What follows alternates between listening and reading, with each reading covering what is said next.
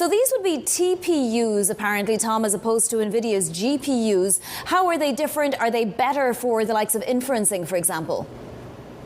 Yeah, so they were developed in-house by Alphabet, the parent company of Google, about 10 years ago, and they have since been adapted, and they can continue to be adapted because, of course, Google, as well as having its own chips, also has its own large language model, Gemini, of course. So there's this feedback loop between how the model performs. Then the developers can take that to the engineers of the chip and adjust the chip to add in those performance changes that they may need.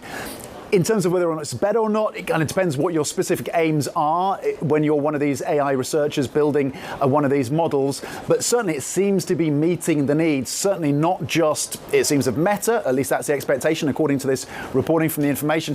We know it is meeting the needs of Anthropic, and they think that's going to work because Anthropic is committed to a deal with Google as well about being supplied with close to 1 million of these TPUs. The key standout point, Vonnie, obviously, is that it seems that Alphabet, with these partnerships with Anthropic and potentially this partnership with Meta, one of the biggest spenders, hyperscaler spenders on AI chips, it seems that Alphabet is being better positioned with its TPUs as being potentially a bit of a competitive threat to NVIDIA, which essentially has dominated the market for these chips. Yeah, exactly. So what would switching look like in this arena? I mean, is there an incentive on price? Do we know anything about how relative pricing, relative margins would be?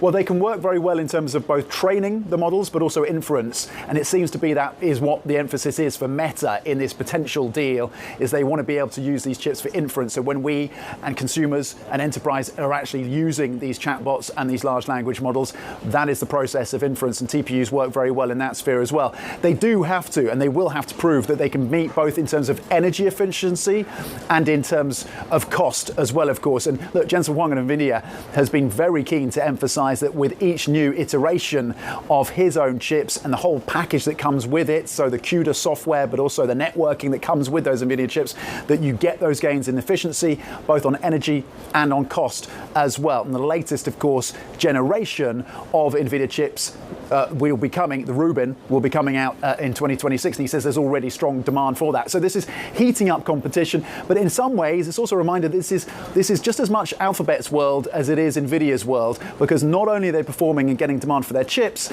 they're also getting demand for Gemini 3, which of course dropped a few days ago and has had very good response. And you've seen that impact in terms of the competitive challenge versus OpenAI. And you've seen the read across to what is essentially a proxy node now for OpenAI, which is SoftBank, listed over in Japan, which has this sizable stake in OpenAI, and its shares have been under pressure. So that has SoftBank's become something of a proxy for the privately held, of course, OpenAI, and concerns that maybe OpenAI is facing more of a competitive threat from Gemini, and particularly Gemini 3.